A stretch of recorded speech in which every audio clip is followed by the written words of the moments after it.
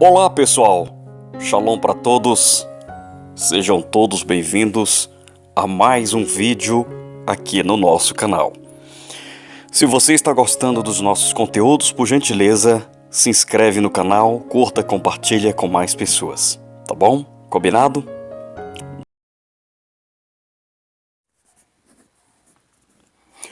O nome do Eterno, o nome impronunciável. Vídeo 2. Olá pessoal, Shalom para todos, estamos chegando com mais um vídeo, o vídeo número 2 sobre o nome do Eterno. Compartilha, curta, se inscreva no canal. Origem do mito. Quando os hebreus foram levados ao cativeiro babilônico, 586 antes do primeiro século, eram constantemente insultados pelos pagãos. A estes blasfemavam o nome Yod-Heh-Vav-Heh para guardar o nome do Eterno perante os gentios. Os nossos sábios começaram a ensinar que os judeus não poderiam pronunciá-lo, pois seriam indivisível o sagrado. Desta forma, os pagãos não conheciam o nome do Eterno e, consequentemente, não iriam insultá-lo. Com o passar do tempo, já que o nome de Yod-Heh-Vav-Heh não era transmitido de pai para filho, começou-se a se perder a pronúncia. Na época em que foi escrita a Septuaginta, 285 a 246 antes do primeiro século, aproximadamente, mais ou menos nesse período, que a tradução do Taná, a primeira escritura, para o grego divulgado-se a palavra eterno a parte dos hebreus da diáspora. E aos gentios foram a parte dos 72 sábios que os traduziram e escreveram todo o termo hebraico, traduzindo assim a língua grega. Na língua grega, blasfemando o nome Kadosh do Eterno, deixando escritos totalmente tendencioso e enxertando nomes pagãos, porém fizeram questão de manter o nome de Yod-Heh-Vav-Heh escrito em hebraico. Para muitos pesquisadores, isto indica que os sábios tradutores tinham zelo pelo nome do Eterno. Infelizmente, os copistas posteriores à Septuaginta não preservaram o nome de Elohim em hebraico. Substituíram o nome pela palavra grega Kyrios, que uma tradução atual seria como Senhor. Esta é a razão pela qual as Bíblias em inglês usam o nome Lord, Senhor, e as em português o nome Senhor. Então, o nome de Yod-Heh-Vav-Heh passou a ser substituída por um eufemismo, e esta prática se alastrou antes mesmo do primeiro século. Senhor é uma afronta sem respeito ao nome do Eterno. De acordo com o Talmud, depois da morte do sumo sacerdote Shimeon HaTzadik, 310 a 291 ou 300 a 270 antes do primeiro século, o sacerdote parou de usar o nome Yod-Heh-Vav-Heh ao pronunciar as bênçãos. Assim, o nome sagrado somente poderia ser citado dentro do templo, conforme atesta a Mishnah. No santuário, abre aspas, no santuário é dito o nome tal como está escrito. Porém, nas províncias usa-se um eufemismo. Sotá 7, 6 e 38b. No primeiro século, um homem por nome Matitiarro, que na língua pagã, seu nome Flávio Joséfos, menciona que não era lícito dizer o nome Yod-Heh-Vav-Heh, e esta proibição parece ter sido quase que universal em sua época. Moshe, não podendo, depois do que acabava de ouvir, duvidar mais do efeito das pronúncias do nome e das promessas divinas, pediu a Elohim que no Egito lhes desse o mesmo poder de fazer aqueles milagres com que o favoreciam naquele momento e acrescentasse a Hesed, ou seja, a graça de ter se dignado fazê-lo ouvir a sua voz e de lhe dizer o seu nome a fim de que ele pudesse melhor invocá-lo quando lhe oferecesse um sacrifício. Elohim concedeu esse favor a Moshe, que jamais fizera a qualquer outro neste mundo. Mas não me é permitido repetir esse nome. Isso está escrito na História dos Hebreus, da CEPAD, 2004, página 95 a 96. Entre aspas, não ouseis de blasfemar o nome Kadosh Yod-Heh-Vav-Heh, pois Elohim não perdoará a nação que usar seu nome erradamente. Fecha aspas. Shemá 14:22.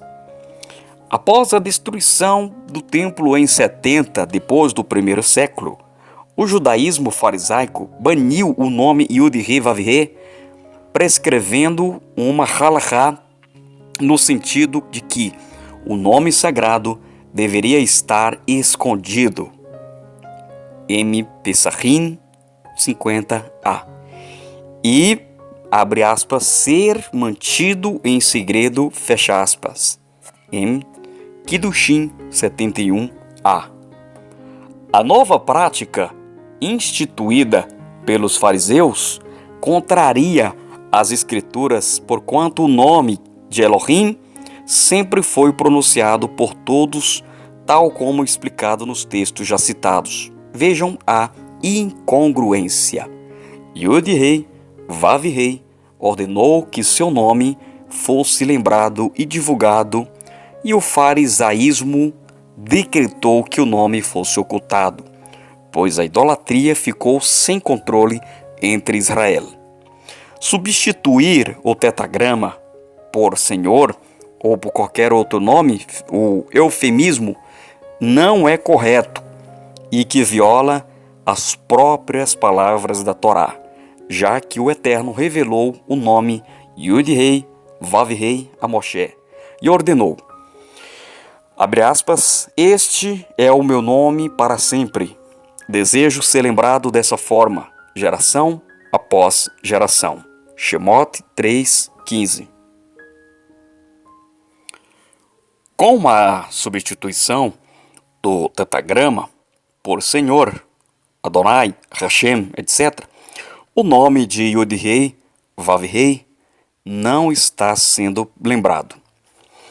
Terceiro, o terceiro mandamento explica-se aqui e agora qual a conexão do nome de Yod-Heh, Vav-Heh com o terceiro mandamento ao entregar as mitzvah, os preceitos com as Aseret Hadibrot, 613 palavras ou 613 mandamentos a Moshe. Foi assim enunciado o terceiro mandamento. Abre aspas, não tomarás o nome de Yod-Heh, Vav-Heh, teu Elohim em vão, porque o Yod-Heh, Vav-Heh não terá por inocente o que tomar o seu nome Kadosh em vão. Shemot 20, versículo 7. Esta tradução está correta. Ela foi reescrita erradamente pelos padres a fim de ocultar o nome. Porém, o texto também pode ser traduzido de outra maneira, visto que as palavras em hebraico possuem plurivalência semântica. Eis a assertiva em hebraico que muda um pouco das palavras. Vejamos as palavras do texto. O verbo nasa significa tomar, mas também tem o sentido de ser levado. embora. Fecha aspas. Fonte Strong 5375. Por outro lado, a palavra chave, significa tanto vão quanto falsidade, nulidade, entre aspas, ou mentira. Então, eis a tradução literal do terceiro mandamento.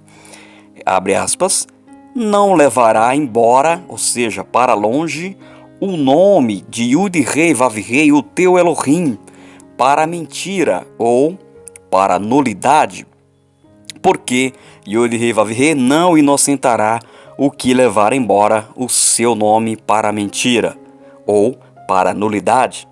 Shemot 27. Torá israelita em hebraico. Ora, meus queridos, pela tradução literal citada, estabeleceu o Eterno o terceiro mandamento no sentido de que seria proibido levar o nome de Yod-Rei Vav-Rei para longe, de modo a fazer com que se tornasse uma mentira. Em outras palavras, proibiu-se que outro nome falso ingressasse no lugar do nome de Yod-Rei Vav-Rei. Quando os nossos sábios começaram a dizer no exílio babilônico que o nome de Yod-Rei Vav-Rei era impronunciável, terminaram por violar o terceiro mandamento. É lamentável que hoje tanto o cristianismo quanto o judaísmo transgridam o terceiro mandamento, visto que ambas as religiões colocaram nomes falsos no lugar de Yud-Rei, Vav-Rei, inclusive substituindo muitas palavras, muitas vezes, os nomes de origem para o nome de origem pagão, como Deus ou Deus com apóstrofo, ou os judeus da ONU, que receberam mais de 3 salários para ensinar o falso judaísmo estabelecido e substituíram o tetragrama pelo título pagão Zeus, colocando um apóstrofo no lugar da vogal E, ficando assim o nome Deus com apóstrofo. Uma vez que colocando ou não a vogal E, fica Deus do mesmo jeito, ou seja, não mudou nada, absolutamente nada, nem diferencia a adoração solar. Essa divindade foi colocada pelos deusuítas, que eram bispos cardeais dominicanos, católicos. Essa imposição foi à força, não só no Brasil, como na América. E em cada lugar do mundo, essa divindade tem um nome. Livro Cristianismo, a Mentira Santa, 1955. Bom, afirma a Enciclopédia Americana, 1945, da edição Edition, que o vocábulo em inglês God é o nome de uma divindade teutônica que era adorada pelos pagãos góticos, de onde veio a palavra God, a palavra good e a palavra gospel. Essa mesma divindade não se atribuía a uma divindade semítica, porém uma divindade indo-europeia, e não fazia parte do monoteísmo. Alguns rabinos da ONU também transgridem as mitzvah, substituindo o tetragrama pelo ídolo God. Já sabemos que o nome não pode ser traduzido ou transliterado. Ele deve chegar às nações do mesmo jeito que foi revelado a Moshe Rabbeinu lá no Monte Sinai. É errado.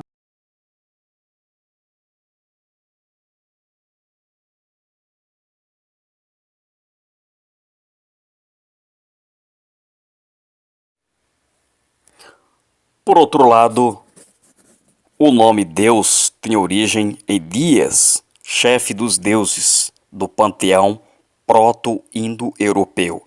Div, que quer dizer divindade, ensina o American Heritage Dictionary of the English Language, que Deus, a divindade pagã, deu origem na mitologia grega, palavra Zeus. Por sua vez, Zeus significa em latim Deus, sendo este nome propagado para outras línguas que tiveram o latim como base. A Deus. B, Dios, na língua espanhola. C, Dio, na língua italiana, ou Diom. D, Dio, na língua francesa. Theos, na língua romana. Zeus, na língua egípcia. E Zeus, na língua grega. Reflita. Será se devemos atribuir divindade idólatra ao nome do Eterno, o dono e arquiteto do universo? Faça uma reflexão você mesmo. É um nome extremamente pagão. Não deve ser atribuído ao Kadosh nome. Se fizer isto, será uma Avodazará, além de transgressão à Torá e um desrespeito ao tetagrama, uma terrível transgressão aos mandamentos do Eterno.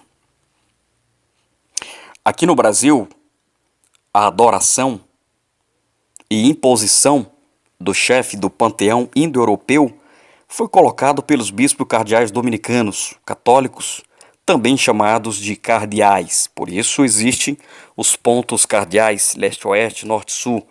Como foi dito acima, no período da iniciação das imposições cristãs, das imposições e também das festas do paganismo, a chamada Eucaristia, Inquisição e também as missões. Daí vem a palavra missa. Segundo o dicionário Howise, da língua portuguesa, a palavra Deus significa Zeus, adulterada para dar razão à sua crença, uma vez que a instituição católica é dona dessa instituição. O dicionário Antônio Holiday também foi feita uma mudança. E se pegarmos o dicionário de S.J. Freire, página 44, também vemos essa mudança. Por tal razão, sempre optamos por usar títulos semitas. Por exemplo, Adonai, Elohim, Hashem, só é atribuído ao Criador do universo. De maneira nenhuma às divindades e vice-versa. O nome Adonai significa meu mestre. Só é atribuído para o Criador do universo. O nome Elohim significa emanação de vida, El, em sua raiz semítica, vindo lá de Ur dos caldeus, passando por várias nações até chegar em Canaã. Elohim significa emanação. Também observamos os nomes Melahim e outros. Hashem, entre os judeus, usa o nome Hashem quando está falando, designando para o Criador do Eterno. Quando um judeu fala para outro judeu o nome Hashem, ele já sabe que se trata do nome do Eterno. Só é atribuído ao nome do Eterno Yud-He-Vav-He, de maneira nenhuma às divindades e vice-versa. Não levará embora para longe o nome de Yud-He-Vav-He, o teu Elohim, para a mentira ou para a nulidade, porque Yud-He-Vav-He não inocentará o que levar embora o seu nome para a mentira ou para a nulidade. Timóteo 20, versículo 7. 4. A verdade. As consoantes já exposto a partir do exílio babilônico, se começou a perder como se pronuncia o nome Yud-He-Vav-He. Todavia, alguns sábios mantiveram o nome do Eterno em seus lábios, inclusive os mestres da Septuaginta. Estes, ao escreverem o texto em grego e preservarem o nome Yud-He-Vav-He em hebraico, sabiam a correta pronúncia, isto no século II, antes do período moderno. Flávio Joséfos, por exemplo, foi um parush, ou seja, um fariseu, que recebeu propina do cristianismo para ensinar doutrinas pagãs, contemporânea de conhecimento oriundo de família sacerdotal, ele teve uma grande base nos escritos hebraicos que a Igreja Católica posteriormente queimou. A maior obra acerca da história do povo de Israel que ele escreveu, Joséfo, conhecia o nome do tetragrama, o nome do Eterno, Yod-Heh-Vav-Heh, mas não ousava dizê-lo abertamente, uma vez que em sua época pairava a ideia acerca da impronunciabilidade do nome do Eterno. Conceito equivocado que persiste até os dias de hoje, do judaísmo moderno. Escreveu Flávio Joséfo acerca do nome do Eterno Yod-Heh-Vav-Heh, escrito na cobertura da cabeça do Kohen Gadol, o sumo sacerdote. Nele estava escrito o nome sagrado. Ele consistia de 4 consoantes. Está lá no livro Guerras 5, do 5 ao 7. Falou Joséfo sobre 4 vogais que estariam associadas às 4 consoantes do tetragrama, Yod-Heh-Vav-Heh, formando-se então a pronúncia do nome do Eterno. Fez-se menção ao testemunho de Flávio Joséfo para demonstrar que já na época de não pronunciar havia pessoas que conheciam o nome do Eterno, mas não o declaravam em público, provavelmente com medo de represália ou que viriam dos religiosos ortodoxos, defensores da impronunciabilidade do tetragrama. Tu que temes a Yod-Heh-Vav-Heh, louva-o. Terrilim 22, 23 a 24, na versão cristã, Salmo 22, 23 e 24. Cito versões cristãs para você comparar o original da forma transliterada. Ademais, cito Yeshayahu, que Roma mesclou com o paganismo. Yeshayahu profetizou sobre a chegada do povo de Israel, do povo Kadosh, o povo que poderia estar guardando o nome do Eterno. Yeshayahu foi um dos profetas que mais pronunciou o nome do Eterno e, por esse motivo, foi um dos profetas que deixou claro o nome do Eterno em seus escritos hebraicos. Terrilim 9:10. Em ti, pois, confiam os que conhecem o teu nome, porque tu, Yod-Heh-Vav-Heh, não desampararás o que te buscam. Terrilim 9:10. Abre aspas, eu, porém, renderei Hesed a Yod-Heh-Vav-Heh, segundo a sua justiça. Gevurah. E cantarei Tehilot ao nome de Yod-Heh-Vav-Heh, Altíssimo. Terrilim 7:17. Engrandecerei o nome Yod-Heh-Vav-Heh comigo, e todos a uma lhe exaltemos o nome Yod-Heh-Vav-Heh. Terrilim 34, versículo 3. 5. Como se pronuncia o nome de Yod-Heh-Vav-Heh? A sonoridade. A maioria dos especialistas afirma que o nome de Yod-Heh-Vav-Heh é transliterado da seguinte maneira: Yahvé, Yahvé. A esse respeito, existem incontestáveis provas arqueológicas, históricas e linguísticas que ratificam a transliteração como Yahweh, o que será visto mais adiante. Agora será focada a pronúncia do nome do Eterno Yod-Heh-Vav-Heh. O vocábulo Yahweh pode ser dividido em 3 elementos. 1. Yah. 2. O rei e o W, ou seja, o H e o W, o rei e o Vav. E 3. O E, a vogal E e o H. Vamos analisar cada uma. 1. Yah. Produz o seguinte som em língua portuguesa. Yah. I e o A com acento no A. 2. O rei e o Vav, ou seja, o H e o W, que a gente lê o rei, possui o som de o R, enquanto o Vav, no radical paleo-hebraico da palavra, dá o som de U. Assim temos o som RU, que no português é RU, RU, tal como o RU da palavra rua ou ruivo. 3. O E e o H possuem o som de E. Dependendo do sotaque, o som pode ser E, com acento circunflexo no E. Ora, unindo-se os 3 passos acima, chegamos à seguinte pronúncia: Yahweh, Yahweh, dependendo do sotaque. Frisando-se que a sílaba Ru produz o som que se encontra no vocábulo rua. Então, o nome de Yod-Heh-Vav-Heh tem o seguinte som em língua portuguesa: Yahweh ou Yahweh.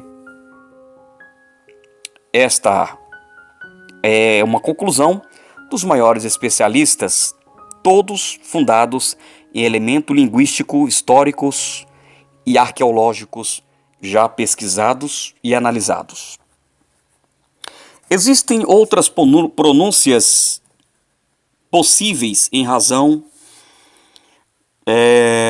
da diversidade de som de sotaque existente no antigo hebreu. Como vemos nesse exemplo citado, em que o nome é o que distingue o caráter de quem o possui, do seu possuidor. Em outras pronúncias encontradas em sítios arqueológicos, existe uma outra pronúncia possível em razão da diversidade de sotaque existente entre os antigos hebreus. Observando o passo 2 acima, foi dito que o som produzido é de Ru. Não obstante, a letra Rei pode não ser pronunciado tal como ocorre nos dias atuais, em que muitos judeus não emitem seu som. Então, o Ru se transforma em U. Daí a fonética ficaria assim: Yahweh ou Yahweh, com sotaque diferente. Alguém pode ficar surpreso com uma diversidade de som, porém isto é muito comum. Pense que muitas palavras do inglês britânico recebeu pronúncias diferentes do inglês norte-americano. No Brasil, o sotaque do nordestino é diferente do paulista, e este, por sua vez, é diferente do sotaque carioca, o paraense diferente do mineiro e do baiano, etc. Ou seja, a diversidade fonética é um fenômeno comum das línguas. Em conclusão, destacamos as possíveis maneiras de se falar o nome do eterno Yod-Heh-Vav-Heh, consoante as lições dos mais renomados especialistas. 1. Yahweh ou Yahweh, Yahweh ou Yahweh. A letra E também admite uma pronúncia fechada, ficando assim: Yahweh ou Yahweh. 2. Yahweh. A palavra E também admite uma pronúncia fechada, ficando assim: Yahweh, Yahweh.